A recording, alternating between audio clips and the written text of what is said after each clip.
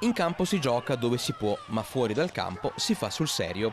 Parliamo della ripresa dei campionati, ma soprattutto parliamo di sicurezza, possibilità concrete e difficoltà reali.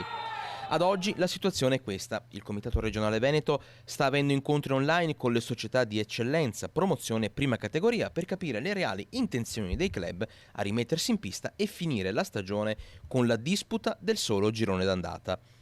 Allo stato attuale, ovvero con i protocolli in vigore, la voglia di ripartire è poca. Quindi se ne riparla a settembre? No, non è detto.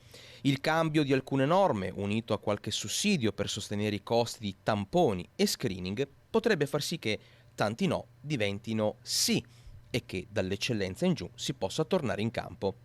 Tempistiche? Bisogna definire tutto entro i primi di marzo, altrimenti non se ne fa nulla. Lo scetticismo resta tanto, come tanta è ancora l'incertezza. La salute è un bene primario, questo lo sanno tutti.